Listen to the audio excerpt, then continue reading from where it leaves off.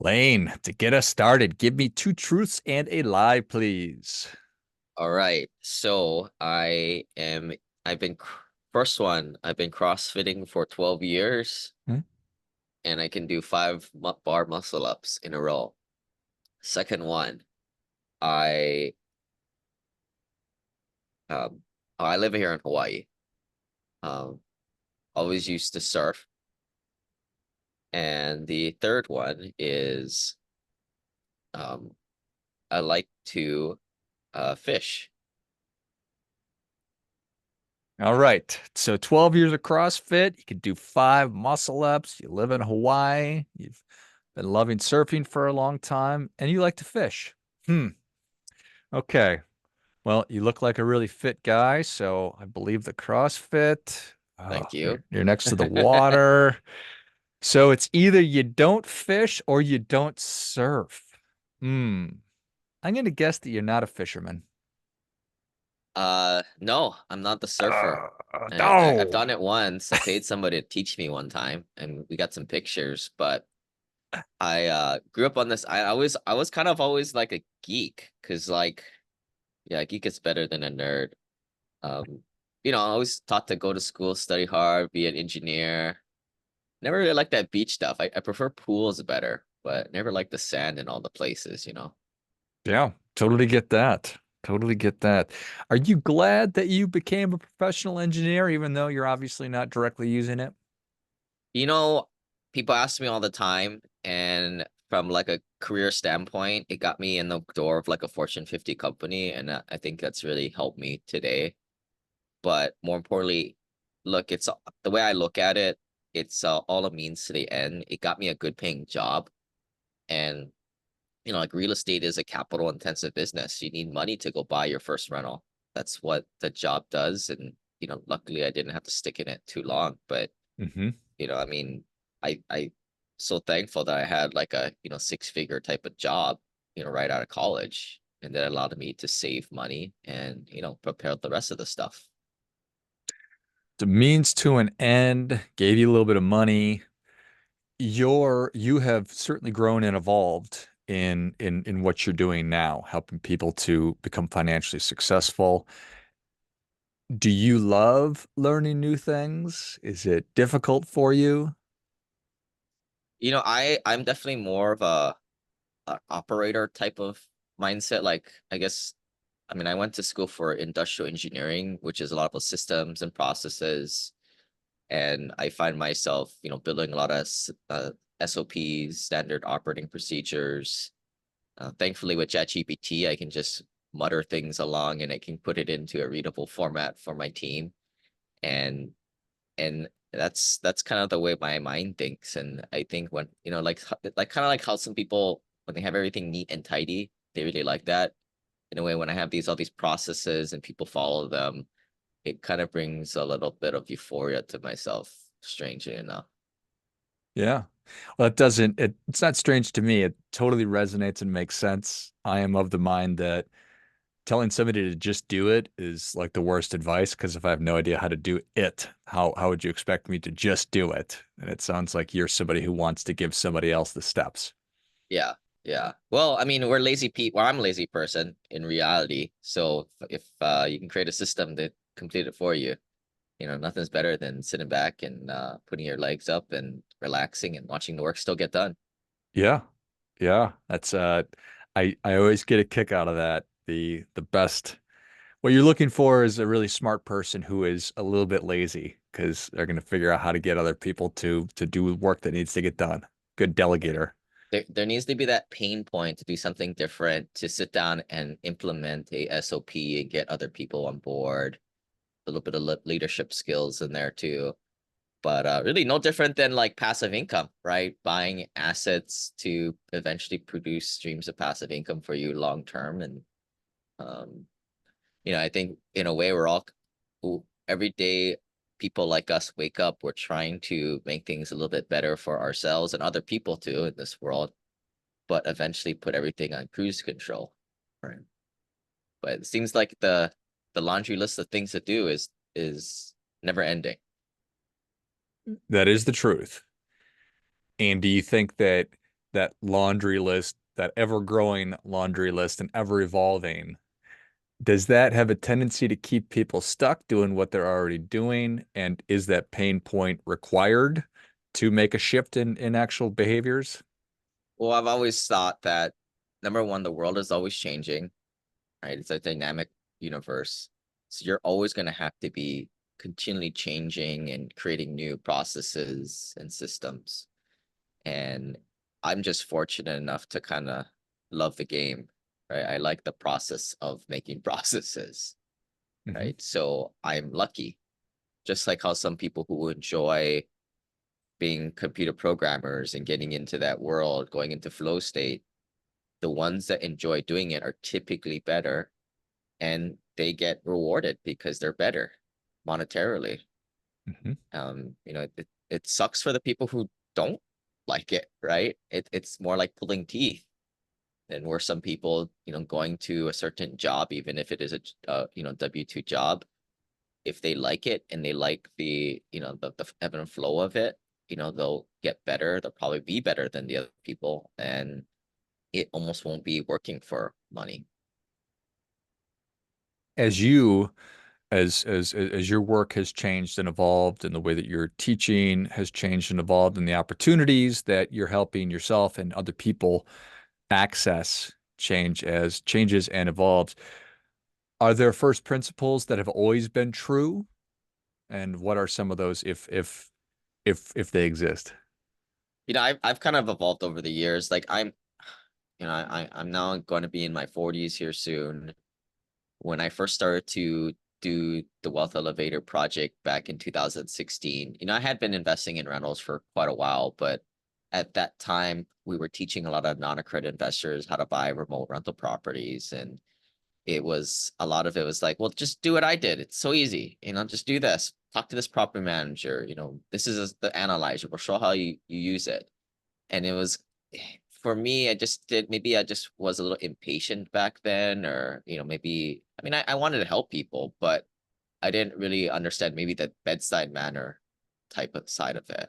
So another thing that kind of happened the last 5 years since we last chatted, a lot of our clients kind of grew up and became more accredited investors, so higher net worth investors. So when you start to do that, you start to not buy rental properties because they're just legal liability and they're just not scalable, with a few $100s of cash flow each. You start to gravitate towards more syndications and private placements as a purely passive investor. And also like venture capital and private equity, different types of deals where you're completely passive there.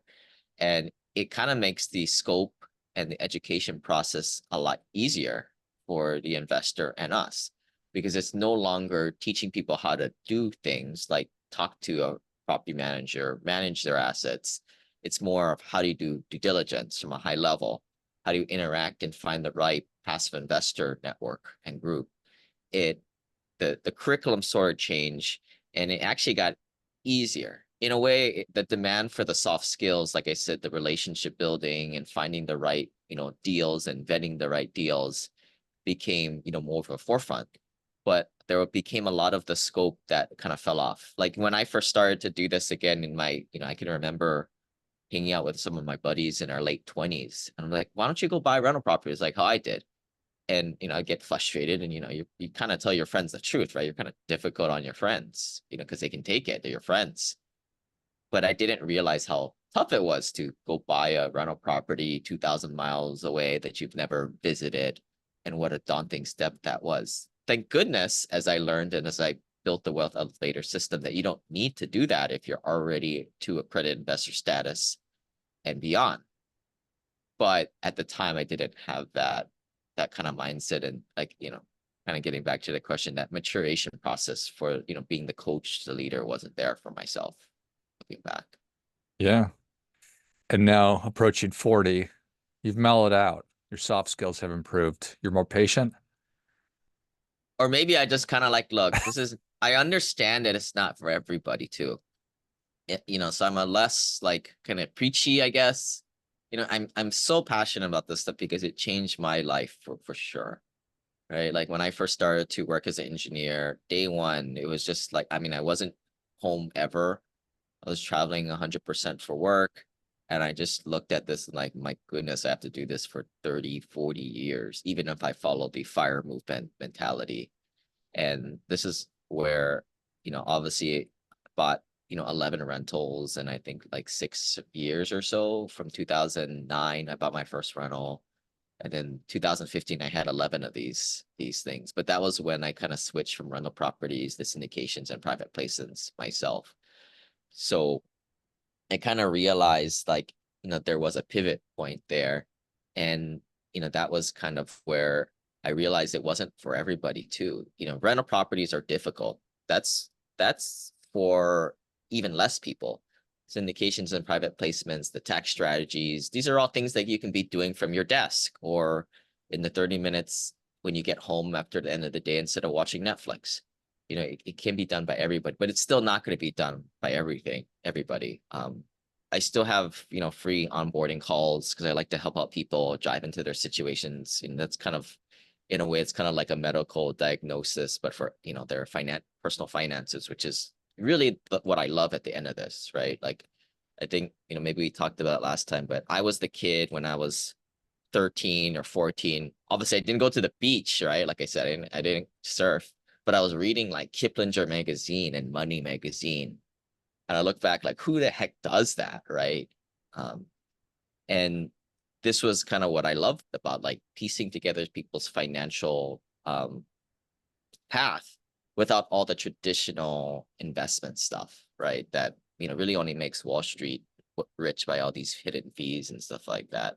Hmm. So that was kind of where um, I realized, as I still go through these consults with people, maybe about 1/3 of the people actually follow through. Maybe the other 2/3 do something later on. I just don't know. But um, it's kind of the minority. That said, financial freedom is not for everybody. So if everybody did this, who would build our roads? Who would be our doctors, Hmm. dentists out there? And that's it. And but then I guess that's a big, it kind of makes me look at like, well, if I can just get a little bit better at the messaging, makes the systems for people a little bit better, there's so much more people that can, come out of this and be successful. Appreciate that. So when you're on the phone, you're doing these consultations. I bet that you're like, oh, this is perfect for this guy or gal. Can you tell me what it is? Like when how you recognize that right away? I mean, it's again, I think it's just like a doctor, right? Like the doctors have this stuff sort of in their head, and it's not a science. It sort of it is, I guess, but it's more of an art. Hmm. I give you an example. The last couple was kind of fun to me because it wasn't a clear-cut answer.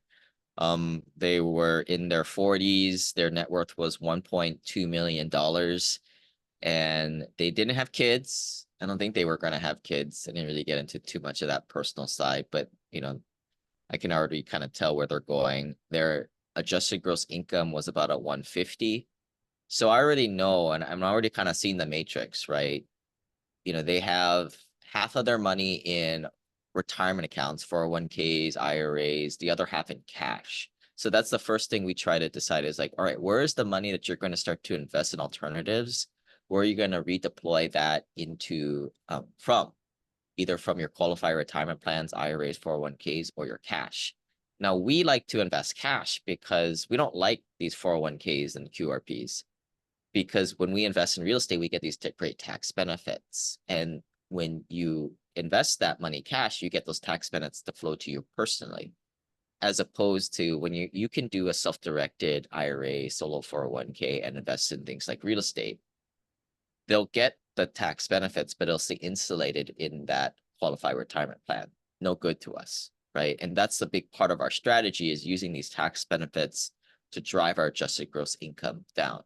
So in this particular couple, it's like, this is the first thing that we need to do, is figure out, are we going to invest your cash first, or are we going to take money from your retirement accounts? And I already know that where their adjusted gross income is, where the retirement accounts, they should, if they took out 100 grand out of their retirement accounts, it wouldn't push them that high into the higher tax brackets. 2024, if you look at the tax brackets, generally my thoughts are if you're above $380,000 adjusted gross income, that's really when, you should maybe think twice about taking money out of your retirement accounts. But obviously this couple was at 120. They had maybe about a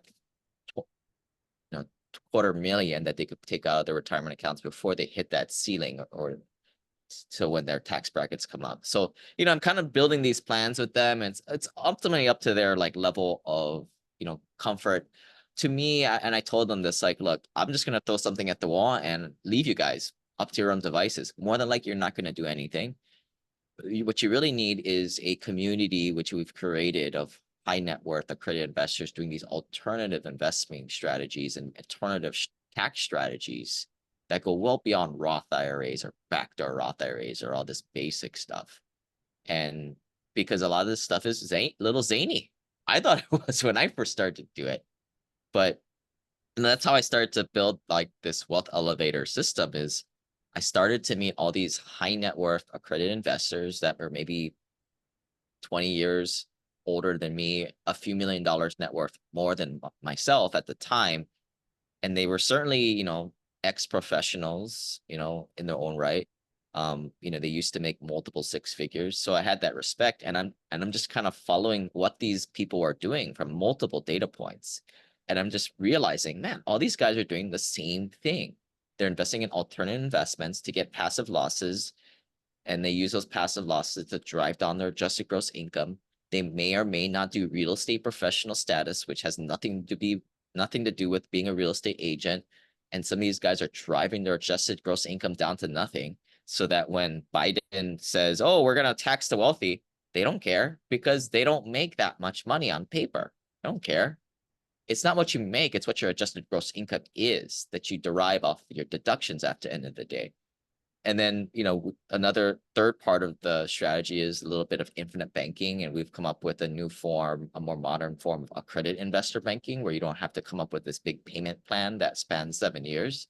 And these three simple, separate things, when you combine them, they complement each other so well that you can get to where you want to be in about a third amount of time than the fire movement that you would have been on.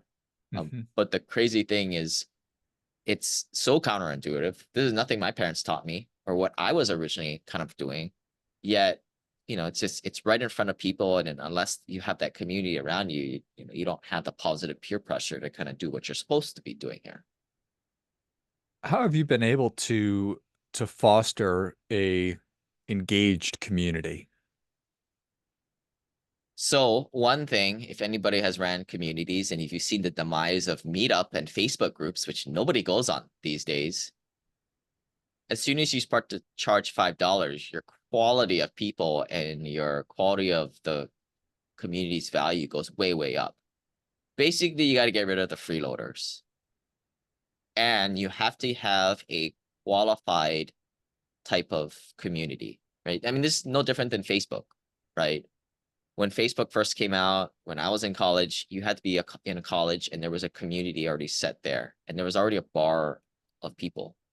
But you've seen over the last, 20 years now, right? Facebook has been around. How it's kind of gone to the wayside. It's kind of become like the people of Walmart. It's a it's a it's a S show, right? Like Yep. everybody's on there. And you got people with dog avatars and car avatars just saying whatnot politically, left and right, both sides. It's the demise of the community, right? So if you charge something to keep out the riffraff and you have a little bit of qualification level on the side too, right? That's the two big ingredients. And we've kind of we've had Facebook groups in the past, but they don't go anywhere because again, it's free and it's unqualified people. Um, but when we started, we would use that as kind of like where I would test things and stuff like that. But now we have kind of a paid mastermind group. We have about 100 people in there right now. It is a rather high ticket item, multiple 5 figures entry fee, but the quality of people is very strong. We do biweekly calls, and I think where I come in is like I facilitate with the right breakout table topic exercises, and the exercises are there to build individual one-on-one connections amongst people, somewhat random connections, but I think in this day and age, when you're, in your 30s or 40s, it's really hard to meet new people, right? And the ingredient for that is you need to have some familiarity and comfort with people starting out. So in a way, we're all in this group. We've all paid to be here. And, there's a kickoff question, and we start to peel back the layers of the onion in terms of vulnerability and getting kind of closer with each other, sharing things. That's what I'm always big on. Like, hey guys, be vulnerable, right? Like, this is a safe space. We've all signed the confidentiality agreement. Um, we're all passive investors here, so there's not really any like compete thing you have to worry about, for goodness sake. And feel free to share. And the cool thing too is nobody knows each other, right? This isn't like one of the things I have to battle against. People in our group, they're very smart. They make multiple six figures at their day jobs. They're the manager, director levels. And what are we all taught in corporate culture? Shut up unless you have something extremely smart to say, and don't ask stupid questions, or any questions for that matter. So that's kind of where I tell people, like, well, ask the questions because somebody else is asking it. And in a way, you got to turn that corporate culture off here, right? We all need to be vulnerable here. I think if people are, in their entrepreneurial worlds, like, this is kind of a big shift, or at least for myself, right? Moving from, W2 world into entrepreneurship, networking and meeting other people. Vulnerability is kind of the ticket in, and then you meet other people in this world. Um, so I think that's a big key of it too. And then of course we do the in-person things, and crack open a few beers, some cocktails, and that kind of gets things moving. And nothing really replaces the in-person, connection that you establish. And then you can take that to biweekly Zooms that you see the same person again and again. We've had members say, once I've met so-and-so and we hung out, late in the evening at the bar, like, I feel like I know this person so well, and it makes the Zoom, meetings, so much better connection there. Like, it's never the same after that. But hey, like, that's the hard thing. Most of our clients are folks in their 40s and 50s, and some even in their 60s. They have busy lives, or they got kids, they have families, they are extremely busy. They don't have time for like these like little meetups and stuff like that, because the meetups are just with the young guys who are broke, you know, and that's why they pay to be in a group like ours, because it's a pre-vetted group of people, and it's a qualified group of people just like them. But that's kind of where people want to network. But at least when I first got it started, like, I would go to all these like conferences out there, but in reality, all these conferences, especially in the real estate world, are a bunch of fake conferences put on by the organizer to sell their program, and they put all their fake it to make it students on the stage, and everybody's unqualified in a way. And it's like, I'm trying to meet people, but all these guys are jokers, or most of them are. And it's really hard to like, it's almost like, what am I doing here? I'm just wasting my time. And that's what most of these events are out there, especially like the real estate club, out there. But I think that's why, our group is a little bit unique in that facet, where everybody's pre-vetted. I have a relationship with everybody. And, it's just, I take great care in like the culture of the group. I love it. As we get older, we have less time to be wasting. So everything you've been talking about certainly resonates.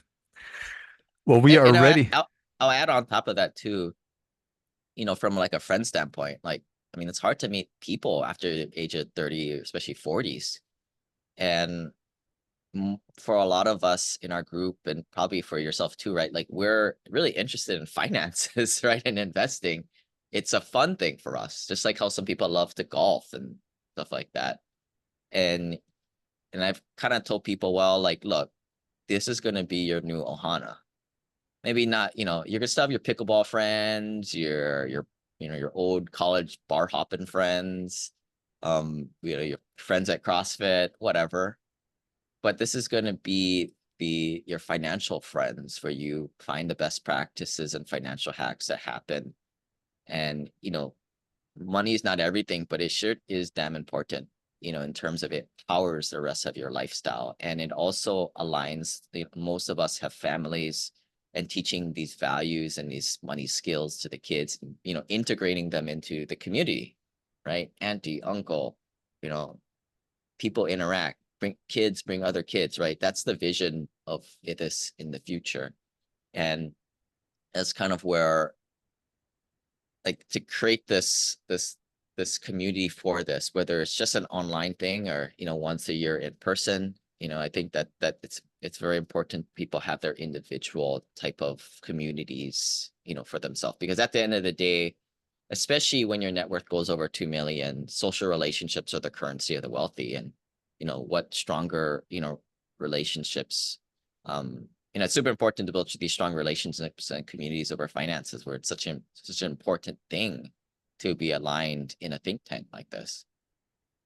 So well said. You've given us a lot, but we're ready for that difference-making tip. Lane, what do you have for us? Yeah, I think parlaying off of that community thing, like we said, they say you're the average of the 5 people you hang out with most. So, surround yourself with people who have a higher net worth than you. I mean, I'm saying net worth is ultimately the score at the end of the day. Now, maybe people might think that's a bit shallow, but look, I don't want to take financial advice from people who are not financially free or have a score lower than mine's. That's what's up. And it's another thing to look at too is, I don't want to take somebody who has a higher net worth than me, but 20, 30 years older than me may not be the person I want to be following the advice of, right? I mean, there's a lot of people here in Hawaii who are millionaires because they bought a house and they paid it off. That's a slow way of doing it. It's a very safe way of doing it, but that's not the optimal way of doing it, in my opinion. So I think, taking the advice of the right people, surrounding yourself with the right communities is super important here. And designing that your 5 people, you're consciously picking those people. And if you don't have any people like that, like how I didn't know any accredited investors when I first started to do this investing thing.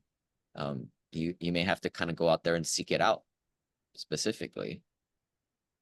Well, I think that is great stuff. That definitely gets a come on.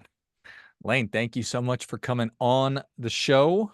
And this is the second time that you've been a guest on my podcast. Thank you for that. Where can people learn more about you? How can they tap into community? All of it. Yeah, so the new book just released a couple of months ago, The Wealth Elevator, found on Amazon.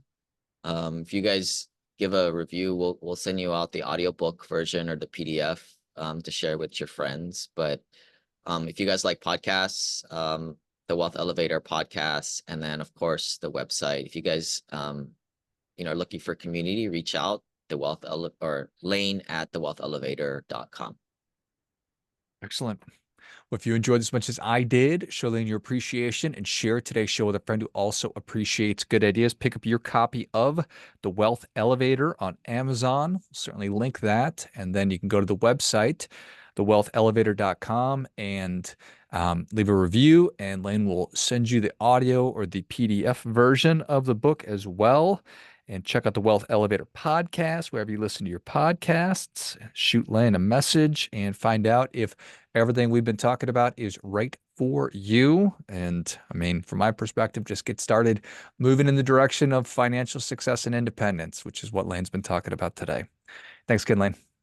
Cool. Thanks, George. Finally, friendly reminder, never going to be anybody more interested in your financial success than you are. So act accordingly.